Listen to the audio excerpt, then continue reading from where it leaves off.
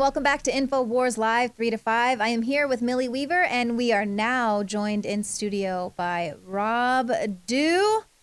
You know, normally you take 420 off, but you're here today. Here with us in studio. Isn't that your holiday? Please. Come on.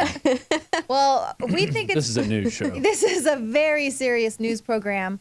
We were kind of talking earlier just about how ridiculous it is with these marijuana laws. The most dangerous thing about marijuana is getting caught with it. Yeah. That's the worst thing that could happen. Yeah. Having it on you when you get stopped by the police. Right. Well, you know, right now there's like 26 states that have different laws kind of chilling out on marijuana. Basically, they're going to let it slide in some form or another. So a few more states are out of that 26. There's a few that it's just like, hey, it's legal. But here's the thing with making it legal. And this is one of the drawbacks. Then the government wants to get into it. Aside from taxing it, okay, fine. Put your taxes on it. But then they want to say how many you can have, where you can put it, where it has to be. They want to talk about what type of bottle it has to come in. If you ever go to Colorado, it comes in little prescription bottles, which I think is fine.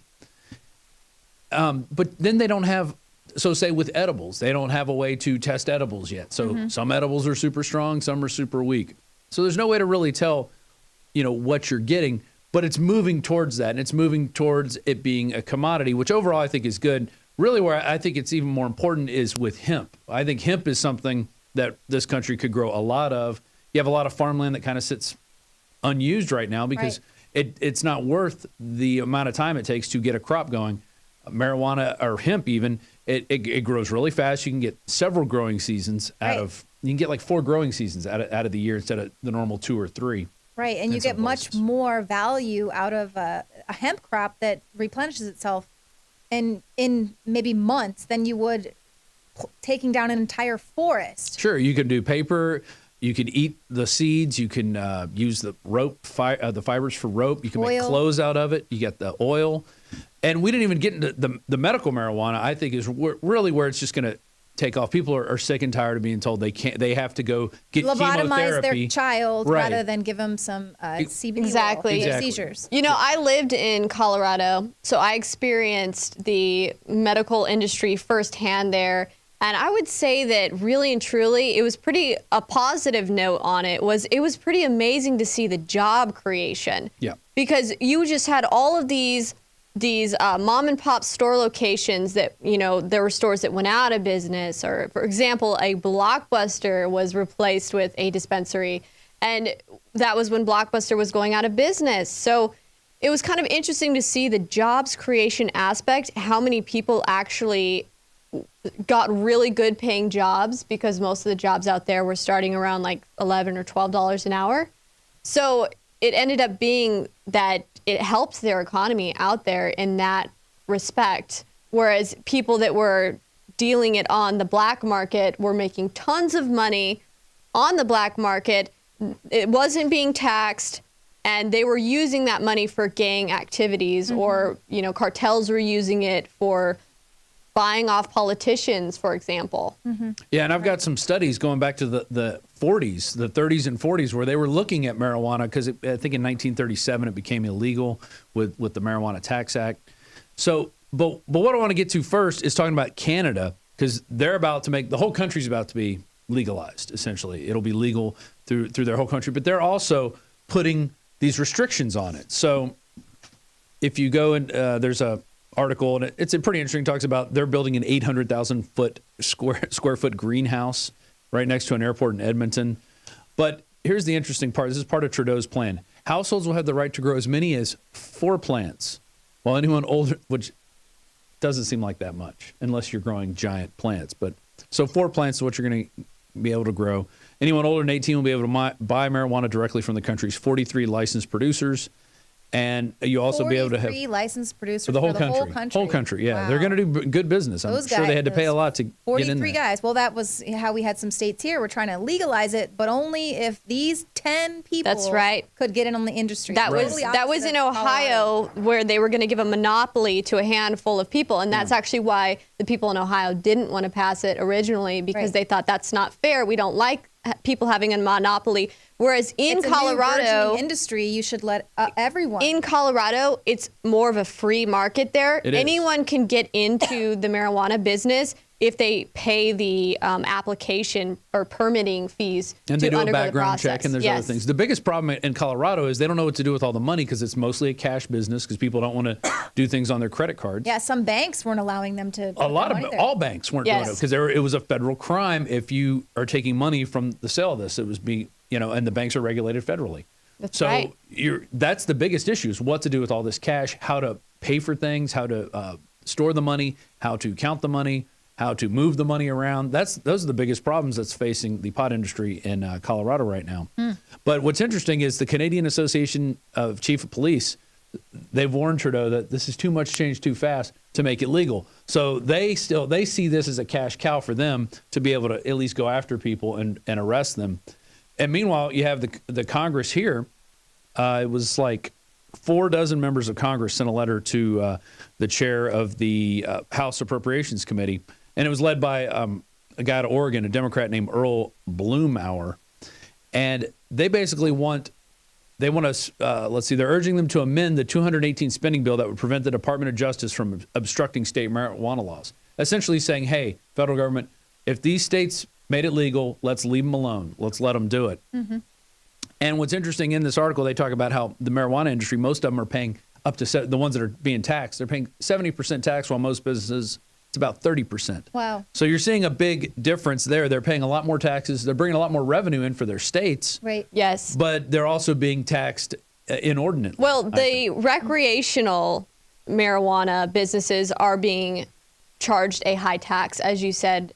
The medical dispensaries do get to pay a much lower tax, and that is why medical marijuana tends to be at a better price than recreational marijuana. It's because the medical usage gets a better tax break. Right. And because the government say, okay, well, this is going to be for people with a medical use. And there's certain cities that have only legalized medical use of marijuana in Colorado, but it's cities like Denver that has legalized recreational use, and that's when you get a lot of people coming from other states buying it. So they have limits on how much you can sell to somebody from out of state because they want to try and prevent problems where people are going to want to smuggle it across the border. And they want to see your ID when you go in. They won't let you in without showing an ID, and they want to know what state you're in, and they say, oh, these are the limits and this and that, because I've gone into a couple of these to see, what it's like. Investigating. Yeah. Total investigation. It's a bittersweet as far as regulations go, because some of the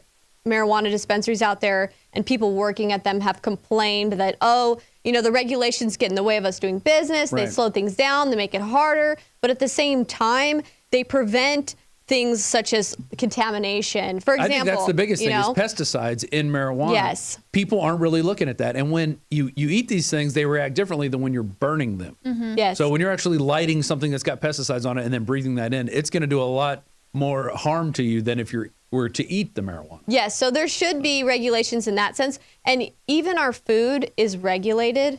If you think about the FDA, even, we have certain rules to make sure that people aren't getting sick or poisoned and food poisoning and things like that. Preparing it properly. Exactly. So there should be some regulations to that extent if you're selling to the public to make sure, as you said, with pesticides, that's a really good one. I mean, when it first started up in Colorado, some businesses were using some pretty harsh chemicals on their marijuana, and then the medical marijuana enforcement division stepped in and said, hey, no, we're going to put more regulations. This isn't medicine now if you're contaminated. Yeah. Exactly.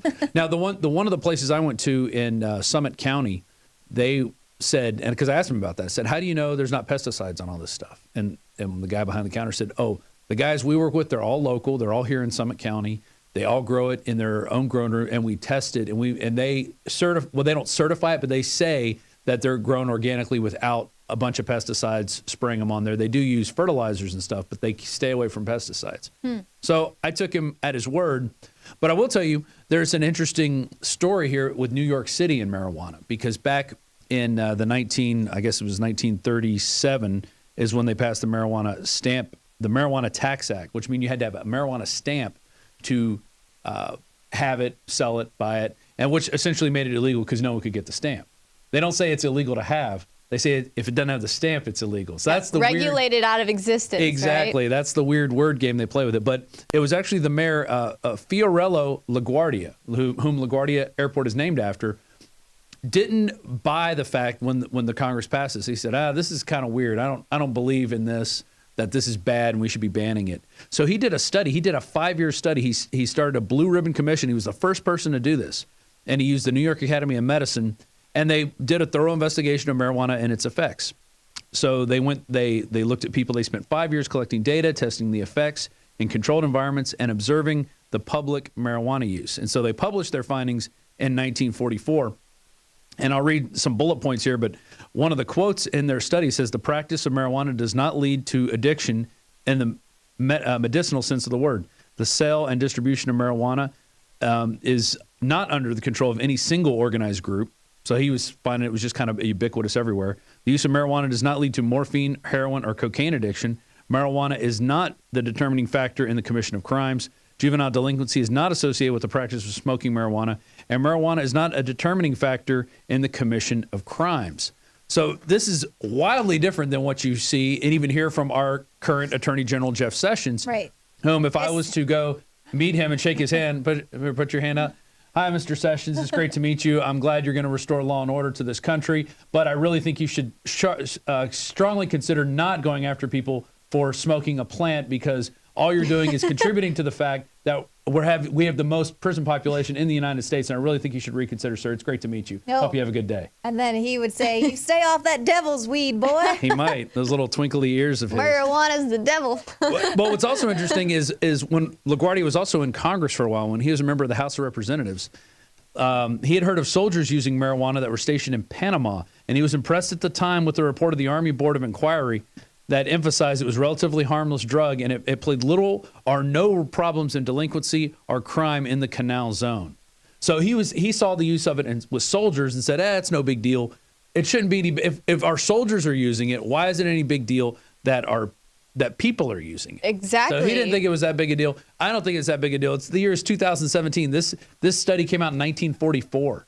And of course it was suppressed. Well, it hasn't changed. Yeah, like 57% of the population now is okay with doing away with these marijuana. They're saying, look, this is ridiculous. It is a plant. And you should let anybody out of jail that was busted for it. Exactly. As long as they weren't doing some sort of violent crime associated with it. But if it was simple possession or selling it to somebody, I say let these people out of jail, let them become productive members of society so they could also contribute with income taxes and stuff like that, and then let people sell this stuff, and let's make America green again. Make America green again. There you go. And another thing is, I actually, like I said, I lived in Colorado. I talked to people, and what was interesting is how many people actually moved from out of state for medical marijuana, and how they had all these health problems. There were people with debilitating diseases that used marijuana for their treatment. And I mean, just the testimonials alone really kind of convinced me that, this is medicinal and it needs to be made available for everyone who needs it. You can find videos of people who take it and they're having seizures, and then they take the oil, and then boom, they're able to get up and move around. Right. They notice they can talk better. They're not stuttering. This has helped countless people, and it's time to just get rid of it. If this pharmaceutical company doesn't like it, too bad. They've made enough money. They don't like it because it's going to be too effective, and that it's going to cause people to turn away from all the pharmaceutical drugs that they have. Exactly. Got all these people hooked on, but hold on. It is now 4:20, so we're going to take a quick break here just for about 10 seconds. Message from Alex Jones. Yeah.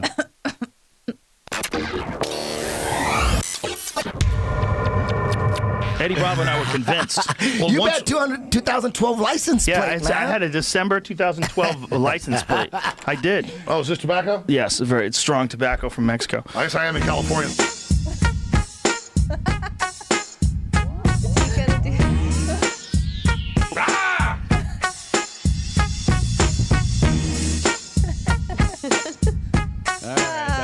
And everyone little could break. see that Alex Jones You want to get him to start talking about interdimensional beings. But Get him on the Joe Rogan podcast. Get him on the Joe Rogan Which podcast. now, by the way, has 4 million views. Holy smokes. Blows away any other podcast he's ever done by double. I know it had like 1 million views in like a day or two. Yeah, it's going to hit 6 or 7 million before It it's was Well, wild. this is interesting here because, like you were saying, Leanne, how a large portion of Americans actually are okay with marijuana, and it tends to be younger people as well. So what I think is, if Trump were to actually decriminalize marijuana federally, if he wrote an executive order to do that, Let it be a states' rights thing.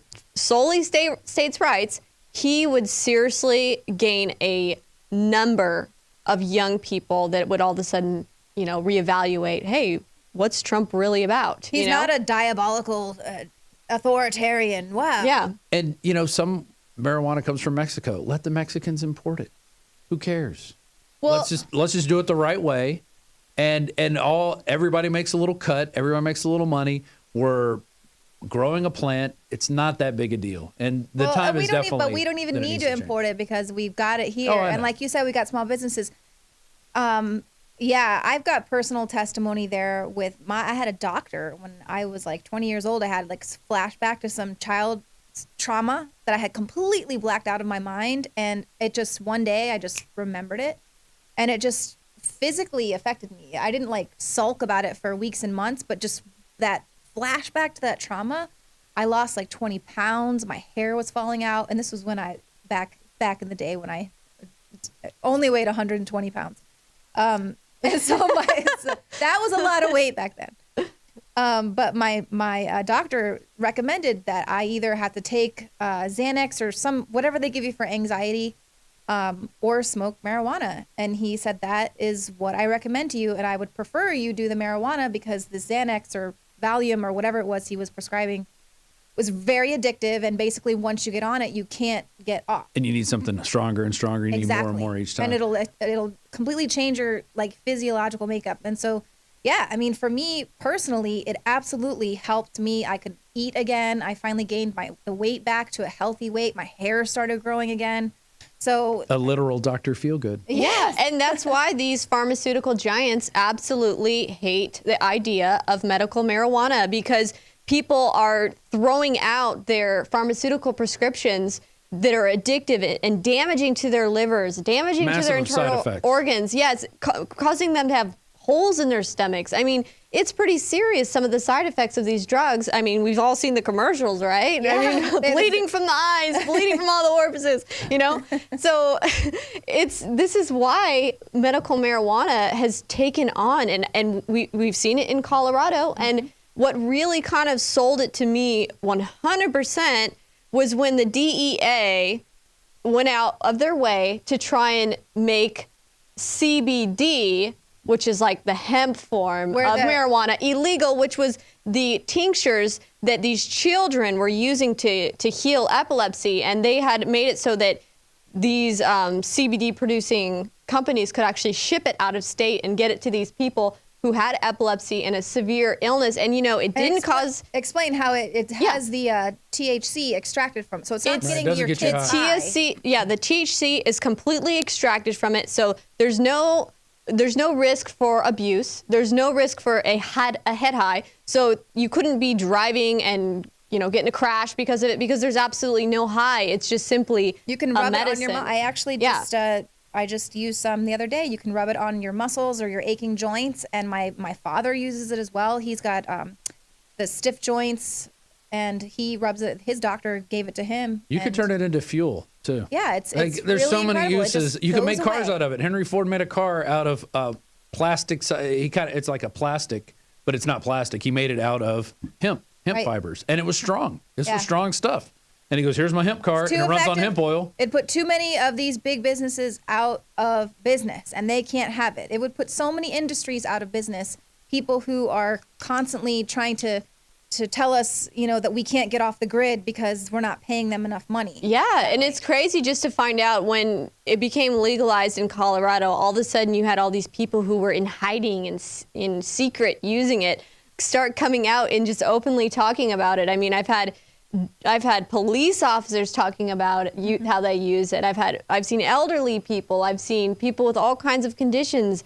I've seen school nurses that use it for themselves and played a huge role in when the Colorado schools started fighting to being able to actually medicate children with epilepsy with the marijuana.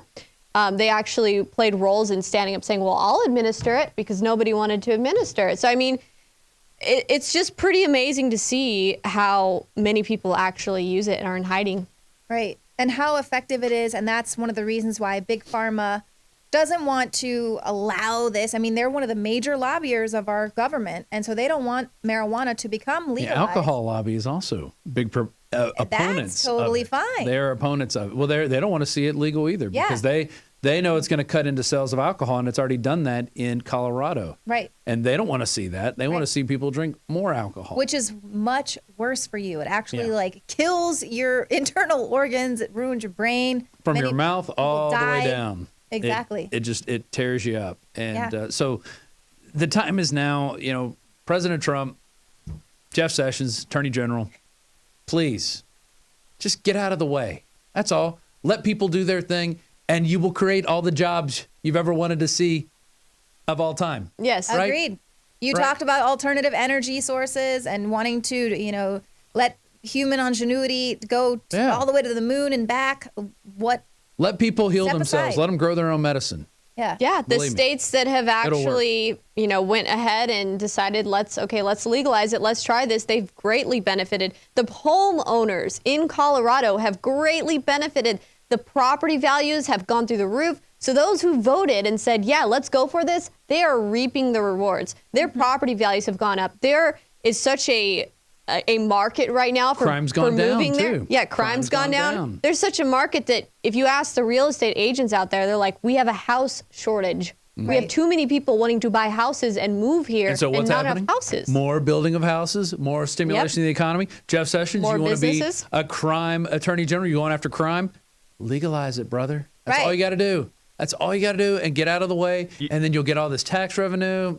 You might not even have to build the wall if you can just cut off the cartel's main source of income. Yeah. Exactly. Good point. Well, you'll still have people coming in looking for jobs. Well, but see, that's the thing, is that once these marijuana has started to really become legalized and accepted, decriminalized in a lot of these states, it has actually cut into cartel profits. That's right. And so they have now moved away from marijuana, and now they're going to things like heroin and meth, which is why we're seeing such a massive heroin epidemic in this country. But the thing that's interesting is that the people really... And that's all from painkillers, too. Exactly. That's all from painkiller all addiction. started. People get addicted to painkillers, and they can't get any more because their doctor's not going to prescribe them. So they go, I got to get heroin. I gotta get and something. heroin's cheap. Why? Heroin's cheap. You can get it War on in the Iraq. street. It's war in Iraq. That's why it's cheap. Yep, we got the Mexican farmers are being forced to grow poppy to keep up with the need for heroin and in this country. So it's really incredible to see that the industry, it was actually the World Health Organization in 1985 that started encouraging doctors to prescribe pain medication to people for both long-term pain, like with cancer, and short-term. And they used to, when you would go into the doctor's office, they would check your vital signs first. Then there was 4 vital signs. So they'd check your heartbeat, your pulse, your temperature, things like that.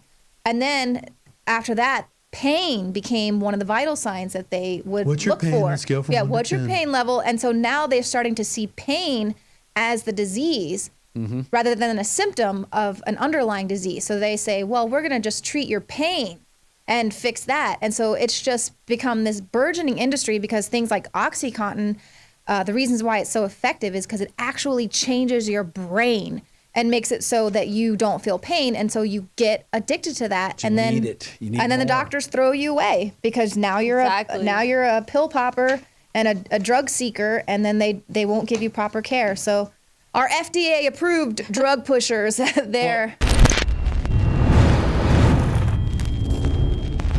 Talk show host is Alex Jones. He's a conspiracy theorist. Radio talk show host Alex Jones. Alex Jones. Jones is the wildly popular conspiracy theorist. Radio talk show host and conspiracy theorist Alex Jones. Deeply, I think, racist. I just got called racist by MSNBC. I don't want that man to have a gun. 1776 will commence again if you try to take our firearms. The Alex Jones Show. Watch the free stream live at Infowars.com/show.